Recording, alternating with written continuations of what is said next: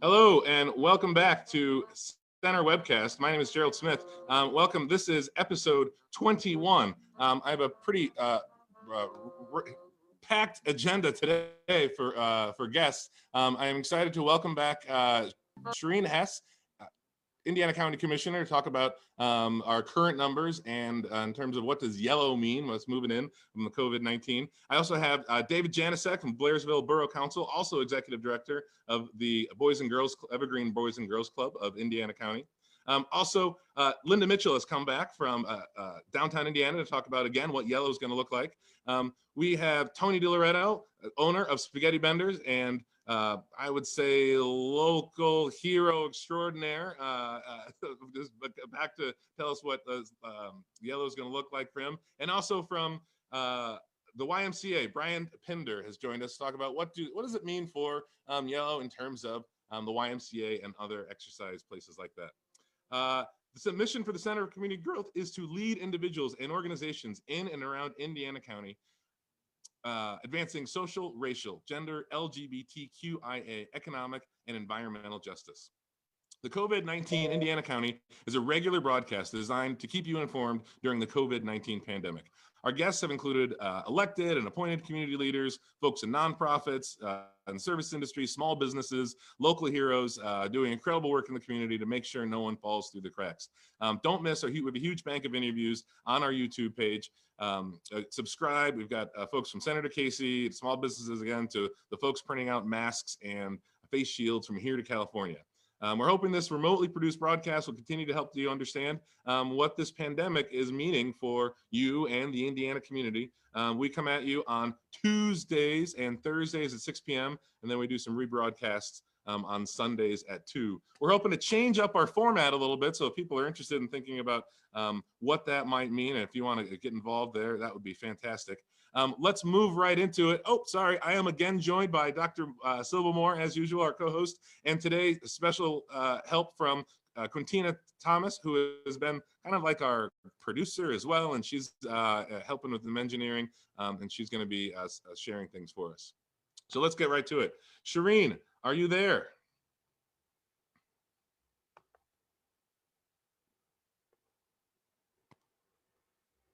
Hello, Sherene, are you there?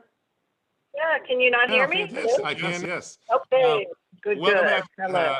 Welcome back, Indiana County Commissioner Sherene Hess. I was wondering if you could, first of all, if you can give us some update on kind of numbers. Lots of times you give us kind of the update on numbers of COVID infections here in the county and kind of what those mean. And then maybe you can tell us a little bit about what yellow is going to mean from your perspective at the county there. Sure thing. So our numbers are as follows. Unfortunately, we had another 4 positive cases in the last 24 hours. Now, we're not alarmed about that because we're still well under the threshold of 50 cases within the past 14 days, an average of 50 cases per 100,000. We're well below that. As a metric, it's okay. We have had no more deaths, thankfully. And of course, it's, any death is tragic, and our hearts go out to the families, but thankfully we're remaining pretty stable on that. As far as the hospital goes, there's 5 ICU beds available at this time. 22 ventilators are still available. That indicates to me that there's no COVID cases using ventilators right now. That's what I can deduce from the numbers. Of the total numbers in Indiana, there are 4 nursing homes, long-term care facilities, where we're finding about 13 of those cases that are active now. Of that, that's where 4 of those 5 deaths happened. And 1 death was from an outside source. So, we need to remind ourselves that it is in the community. It is not just something that's occurring within our long-term care facilities. But we're a very rural county. We have strong partnerships with our healthcare community. Our congregate care facilities are all doing a very good job at addressing if an outbreak would happen. They have all sorts of protocols and so on ready to go. And, I think we can safely say that we have our social distancing, our mitigation measures have by and large been fairly effective. And that is why we are being permitted to go to the yellow stage. Now, does that mean we flip a switch and everybody goes back to normal, whatever that meant? No, that does not mean that at all. We must be very vigilant, and that is something that the commissioners and a bunch of partners, we're developing our task force. We are going to tell the community that we, work in congregate care settings still, must promote telework if they can, wherever it's feasible. There is business guidance that our businesses must follow. Child care facilities have special guidance for them to open. Schools are going to remain closed, for the time being, and it remains to be seen what's going to happen in the fall. But the stay-at-home restrictions have been lifted. That's a good thing, but no large gatherings more than 25 are permitted. We're going to see some in-person retail that's going to be allowable, but the restaurants will still be offering curbside and delivery for their operations. We're seeing that your indoor recreation, health and wellness facilities, entertainment, casinos, theaters, that sort of thing, are going to remain closed. So that's just a general overview of the yellow, what happens in the yellow phase. But it's our aim to have a very successful yellow phase so that we do not go back to red, but rather we go forward to green. So that's where we are in the county. So when that happens, I guess tomorrow.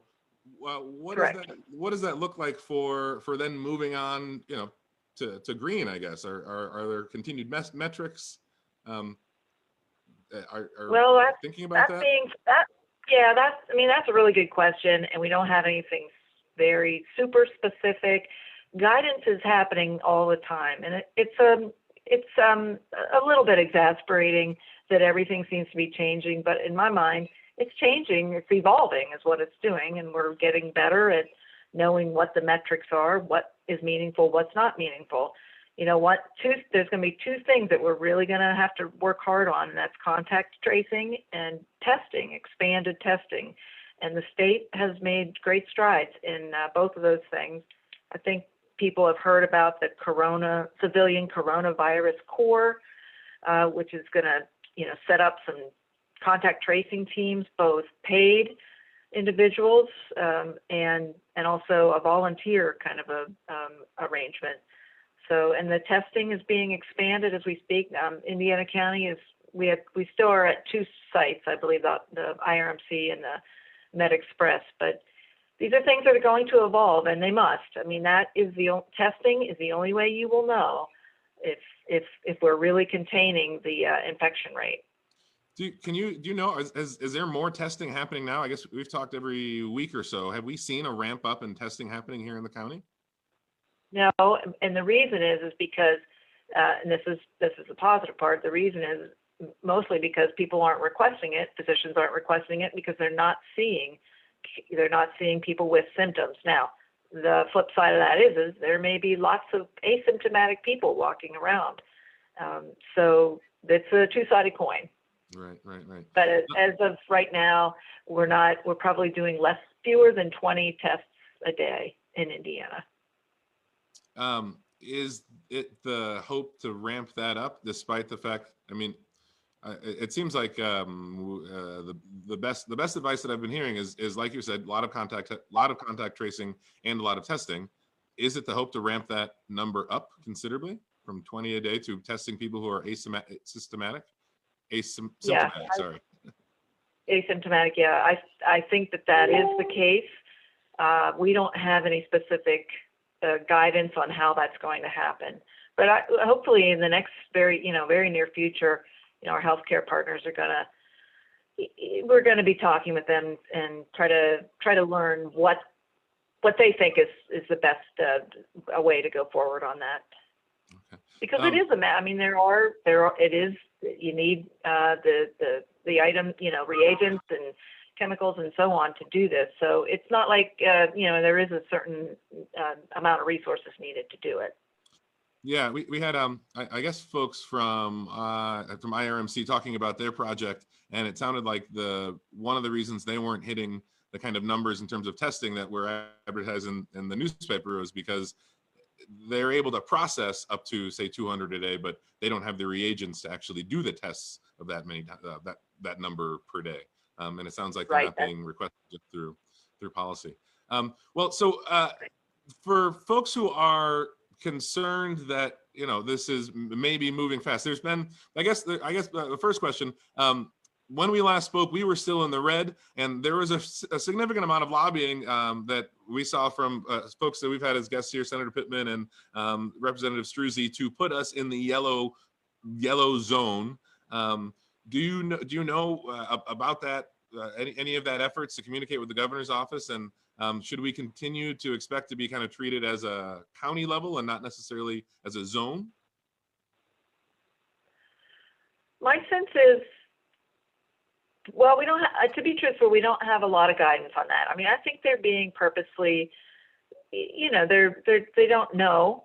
I mean, as we all have heard Dr. Fauci say, the virus sets the timeline. Our EMA Director, Tom Stutzman, says the virus sets the timeline. So we can only work with the knowledge that we have right now. So I guess that's my answer as far as that goes. Now, we do feel, like I mentioned those metrics in the beginning, we're well below the 50 per 100,000 cases on a 14-day average. We are rural. We have strong partnerships with our healthcare. Our healthcare system has not been overloaded, and it would appear that we have plenty of capacity. Now, we have to keep watching. Our testing is not robust enough, but it could be. I mean, I think there's a good sense that if it needed to be ramped up, it could. Mm-hmm. So there is a general feeling that, cautiously optimistic that the mitigation measures have done what they were supposed to do.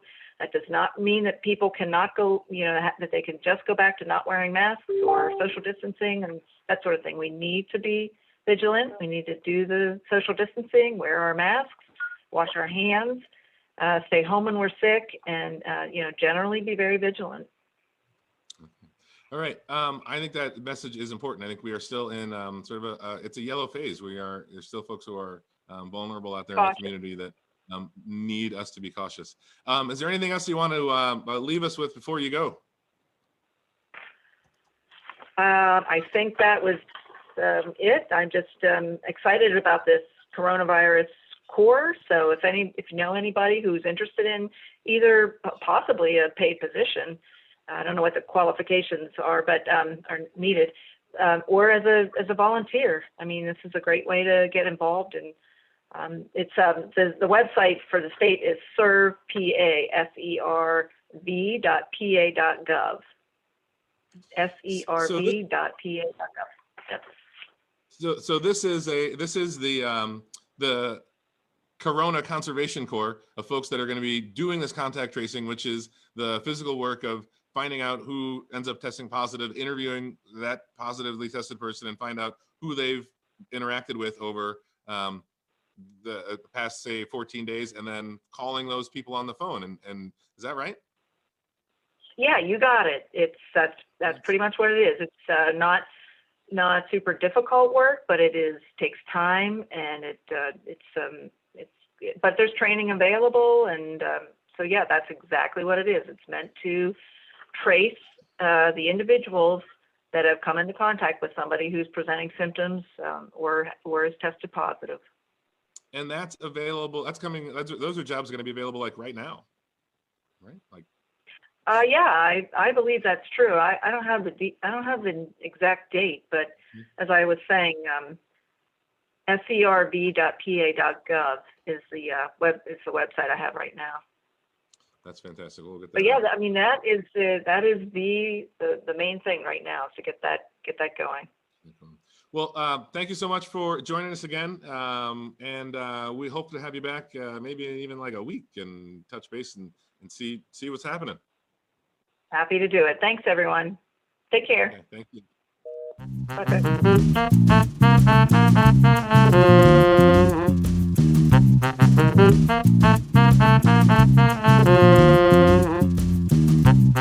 Okay.